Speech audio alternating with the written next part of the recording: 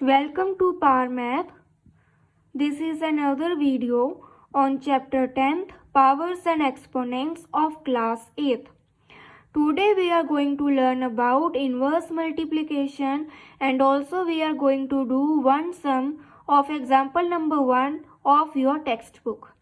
Now coming towards our topic, that is inverse multiplication. अब inverse multiplication क्या होता है? इन्वर्स का मतलब होता है ऑपोजिट. जो मेरे पास गिवन है मैंने उसका क्या कर देना है? ऑपोजिट कर देना है. अब जैसे मेरे पास 1/2 गिवन था लेकिन उसकी पावर क्या थी? -3 थी. अब -3 किस में साइन में है? नेगेटिव में है. तो मुझे इस नेगेटिव साइन को पॉजिटिव साइन में कन्वर्ट करना है. तो मैंने क्या किया कि जो 1 ऊपर था उसको मैं नीचे ले आऊंगी और जो 2 नीचे था वो ऊपर आ जाएगा. अब ये जो पावर है, अब ये जो मेरे पास प्रॉपर्टी है, इसको हम बोल देते हैं इनवर्स. अब मल्टीप्लिकेशन क्यों लिखा?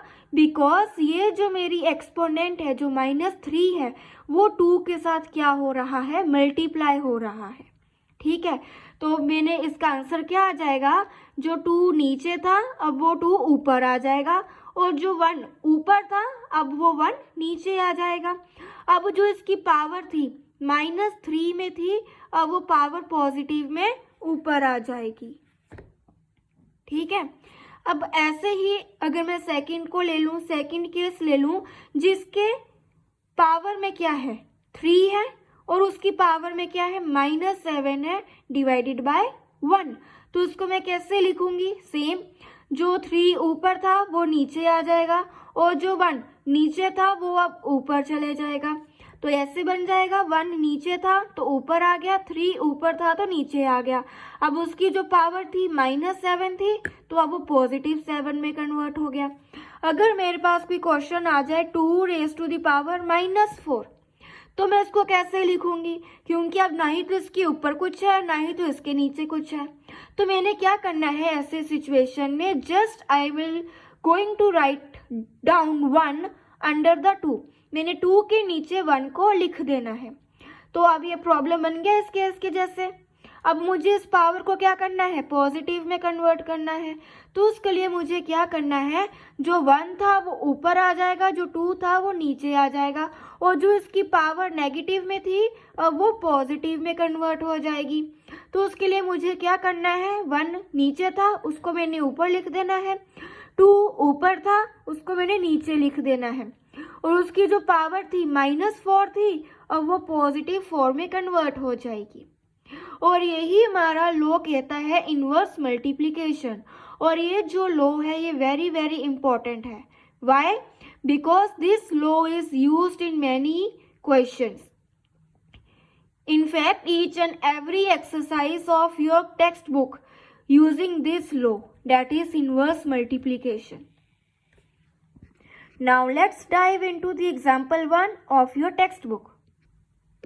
Here's an example, that is find the value of 2 raised to the power -3. अभी आपको मैंने समझाया कि जब भी मेरे पास क्वेश्चन में -3 आ जाए, कोई भी पावर नेगेटिव में आ जाए, सबसे पहला मेरा काम यही होगा, मुझे इस पावर को पॉजिटिव में कन्वर्ट करना है.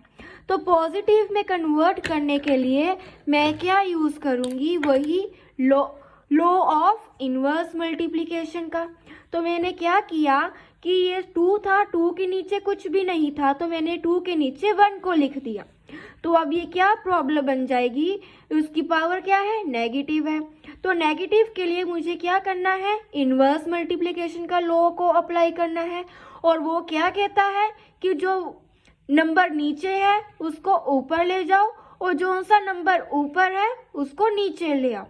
तो मैंने एज इट इज किया, 1 नीचे था उसको मैं ऊपर ले गई और जो 2 ऊपर था उसको मैं नीचे ले आई और जो पावर थी नेगेटिव में अब वो ऑटोमेटिकली पॉजिटिव में कन्वर्ट हो गई. अब इसके साथ का ही हमारा सेकंड पार्ट आ जाता है. सेकंड पार्ट में क्या गिवन है? 1/3 रेज टू द पावर -2. अब यहाँ पर भी मुझे पावर किस में गिवन है? नेगेटिव में गिवन है. अभी आपको मैंने बताया जस्ट लाइक क्वेश्चन नंबर 1, तो इसको भी हमने एज इट इज ही सॉल्व करना है। नेगेटिव को मुझे पॉजिटिव में कन्वर्ट करना है, उसके लिए मुझे क्या करना है, लॉ ऑफ इनवर्स मल्टीप्लिकेशन को अप्लाई करना है। और वो क्या कहता है कि जो नंबर नीचे है उसको आप ऊपर ले जाओ और जो सा नंबर ऊपर है उसको आप नीचे ले आओ। तो मैंने एज इट इज किया, जो 1 ऊपर था अब वो 1 नीचे आ जाएगा, और जो नंबर नीचे था 3 अब वो नंबर ऊपर आ जाएगा, और उसकी पावर क्या थी, -2 थी। तो अब ये कौन सी 2 हो गई, +2। और यही हमारे दोनों सम्स के क्या हो जाएंगे, सॉल्यूशंस हो जाएंगे। I hope you understand each and every concept which is explained in this video. Thank you.